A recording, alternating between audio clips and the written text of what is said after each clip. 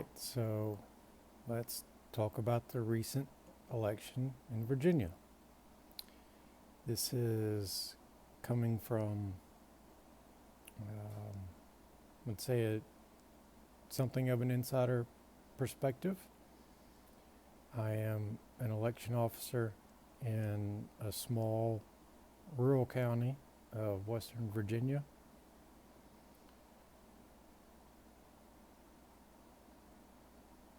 I think there were maybe 480 or so, 460, something like that, people on the active voters on the rolls. We'll get into that. To start with, though, the mainstream media, of course, says that Glenn Youngkin won Virginia as well as Winsome because of white supremacy. Because, of course, Virginia's been Democrat for a couple decades, mostly because of D.C. suburbs in Northern Virginia, but as soon as they don't get their way, they cry racism, say that the whole state's racist. The state wasn't racist before then, the state's not racist now. Not that that's gonna stop them from trying to use that as an excuse, though. So, what I would say were the deciding factors of this election are, well, let's start with what they say, that the deciding factor was Virginia is racist.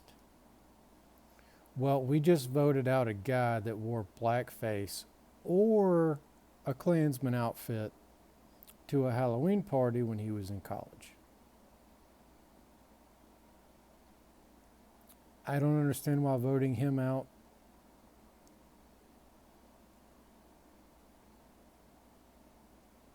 makes us racist. Not that he was up for re-election. In Virginia, you cannot be governor for consecutive terms. You can be governor for 2 terms, but they cannot be consecutive.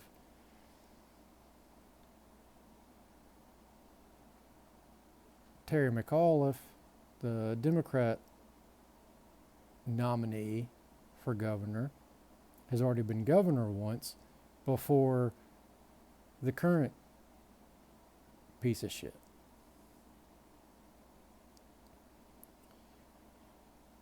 Anyway,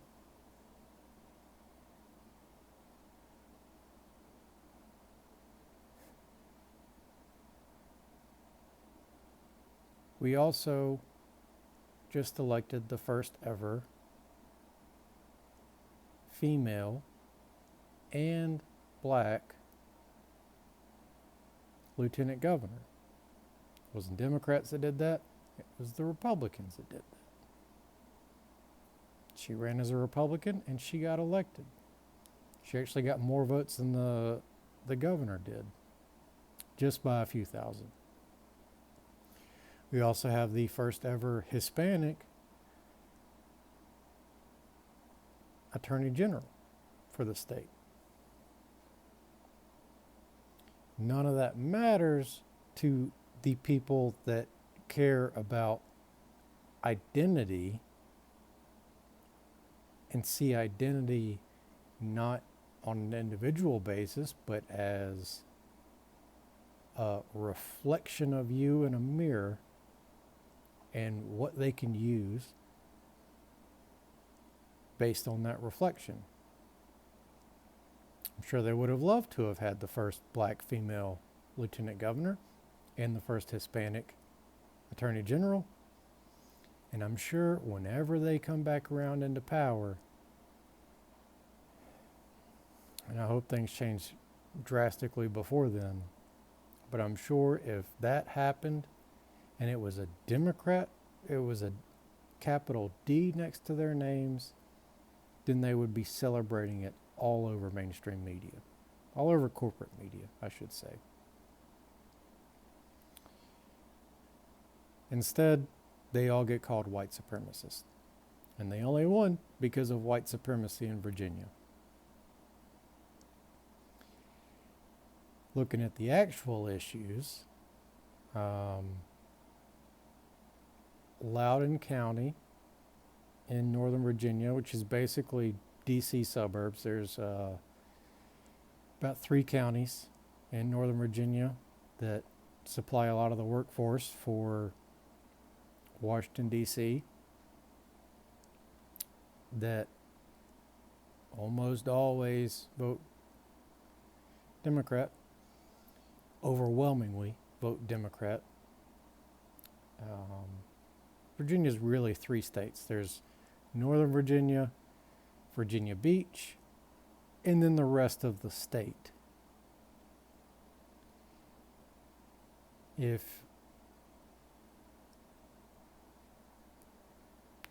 Let's stick with Loudoun County for now. Loudoun County has become ground zero for the pushback against critical race theory because nobody wants their kids to be taught to be racist. Nobody should want their kids to be taught that they're racist or taught to be racist, because they're one and the same.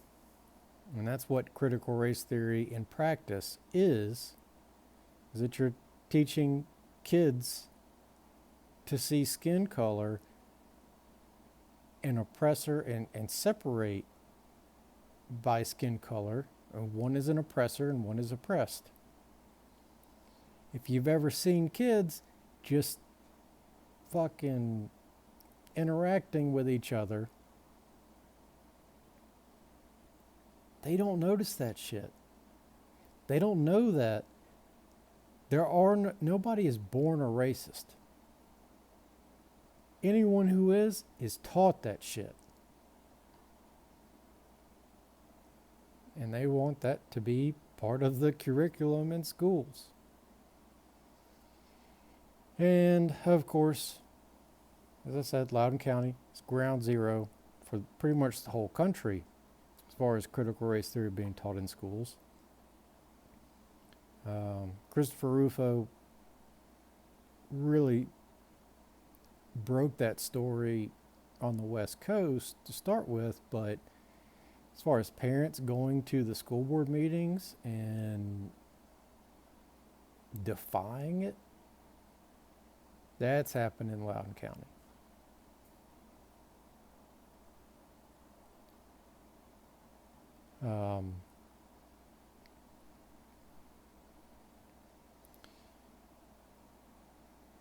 They've also said that it's, and I've heard a bunch of people on the right say that it was the white suburban housewives were the deciding factor because they don't want their kids to be taught to be racist. That they were somehow the deciding factor in this election in Virginia. I don't think that's the case either. I don't know that there are any suburban housewives. I don't know that there are very many. I would assume that if there is a housewife out there where all she does is stay at home, clean the house, get the kids to school, cook dinner, I think that's probably the exception. By far, I would say the exception. In most cases, at least until the last couple years, she's working too. And it doesn't really, suburban housewife, you're talking middle class, yeah, both parents are working. That said, so we knocked that out of out of the way. What actually happened, I would say, is more people. This is my experience. Um, my experience is that the precinct that I worked, we had the highest turnout, voter turnout. Of course, I bring the median age down by a good 20 or 30 years.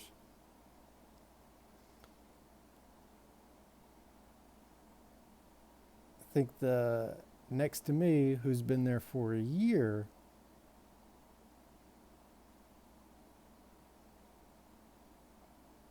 of the three other people working, one of them had been there for over 20 years. The other two for 30 plus and 40 plus.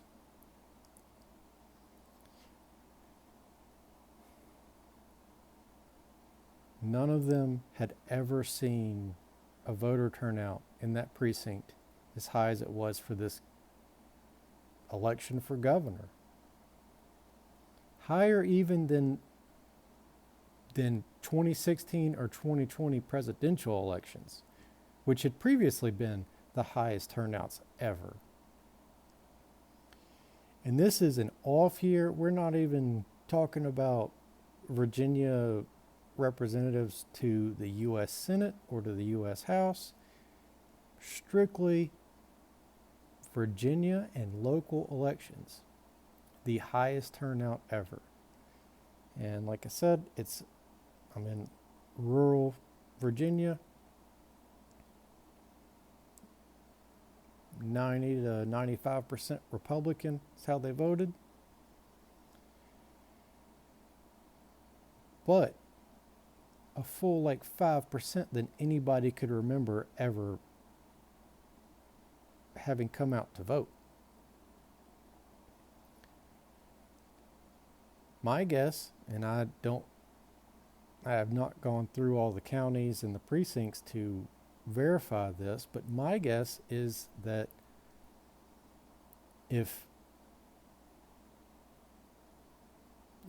that precinct got the highest ever voter turnout, probably a bunch of the rest of the state in the rural areas, the conservative areas, if they came out to vote more than usual, then it actually turned the tide.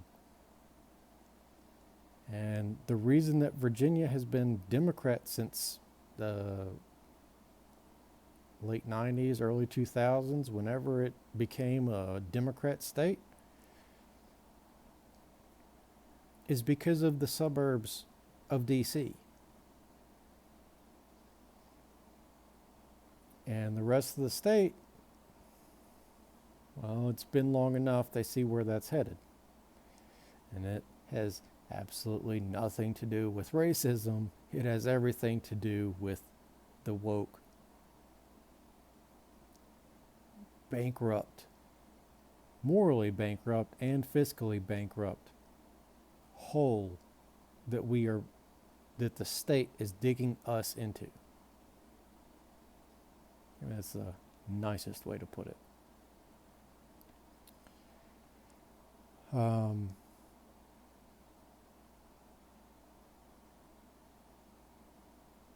Let's see.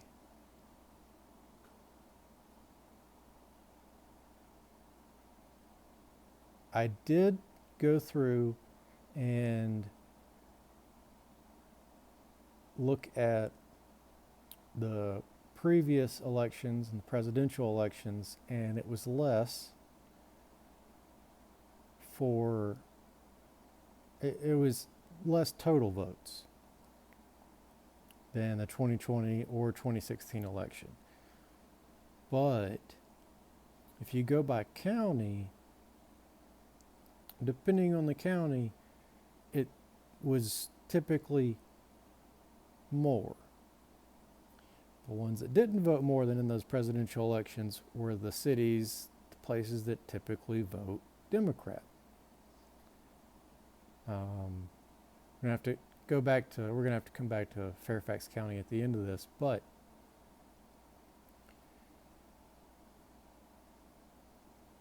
the typically Democrat precincts and cities, really is all it is, they didn't show up to vote like the rest of the state did. And I want to keep highlighting that because I think it is promising. And I mean, like I said, the precinct that I work at, we had, I think 56 or 58% voter turnout. Highest turnout ever. In any of the people working there's memory, going back 40 years of working there. Highest turnout ever. If that happens across the state, and not just in Virginia, but in any other state, if that happens across the state, in the rural areas, the rural communities, we actually might be able to do this peaceful way. One other thing I want to address is I've heard some stuff, mostly just dismissed it. I haven't really seen anything to substantiate this, but as soon as the election ended, all of a sudden a bunch of people on the right came out and said that Glenn Youngkin is, he's a dirty rhino, money hungry establishment shill, basically, as well as other things. Didn't hear anything about that before the election, which throws me off to begin with there. If you knew any of this about him, why didn't you let people know before the election? Or are you just a psyop from the other side? It's worth asking.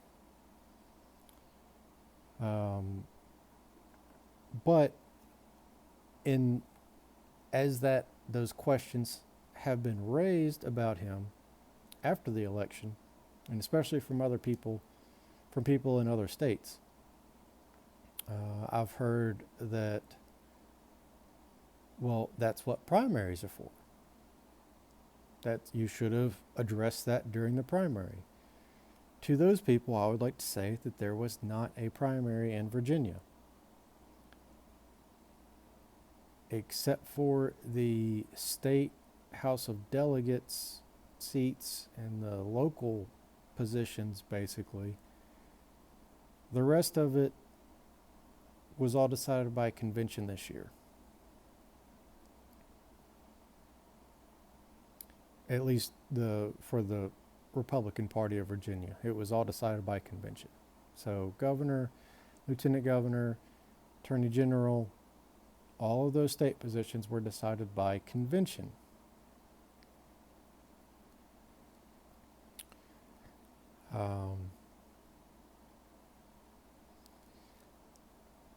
Then let's go to election night itself, because I have to talk about Fairfax County. Fairfax County is the closest one to D.C. It's the most populated, I'm pretty sure, of the D.C. suburb counties in Virginia. Fairfax County at, polls close at 7 in Virginia. At, I think it was probably about 7:30, 8 o'clock, as most of the other numbers are coming in for the smaller counties.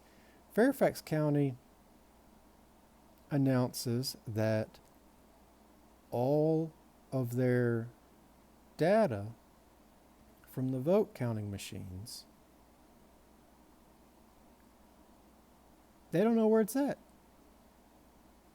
It got lost in translation somewhere. So they're trying to find it, to find all of this. Is probably the largest county in Virginia, population wise. And they just can't seem to find their vote data. That starts, hour or two after the polls close. They did not start submitting vote counts until a few hours after that. And I think it's because they realized they basically held their ace, knowing that, this is a county that we've been cheating in.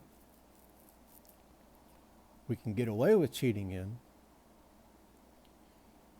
to a certain extent.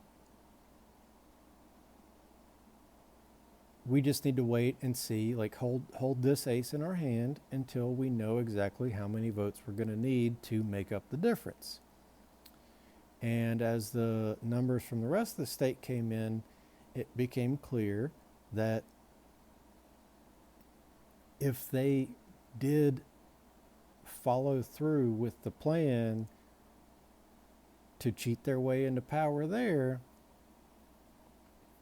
with just Fairfax County, it would be way too obvious that they had done so. And it would make people look at the election, especially Fairfax County, as it is. The state elected Republicans across the board pretty much. Literally every precinct voted more Republican than the previous election for governor. Literally every single one voted more Republican. But they knew they couldn't get away with it. That's the point here. They knew they couldn't get away with it. It was too much for them to overcome, which is pretty much the way that Trump got elected in 2016. Because I think the Hillary and the Democrats definitely cheated. They just didn't cheat enough. And if they had cheated more, then more people, I should say, would have started asking questions then. I guess because not enough people asked questions then, they felt a little more confident in 2020 and went ahead and did that thing.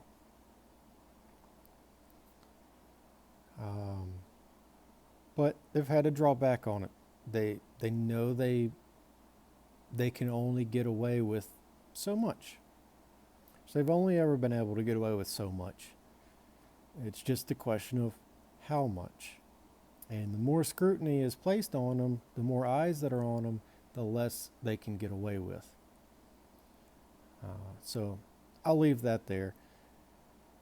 But yeah, I think it's the Virginia elections pretty much came down to rural voters who are waking up, finally, showing up to vote, and it's because they're waking up to what the Democrats are doing, what the establishment is doing. That's what I would say is the driving factors of why Glenn Youngkin and company were elected this time around in Virginia. With that, this is Blue Ridge Commentary. Thank you for watching, and hope you have a good one.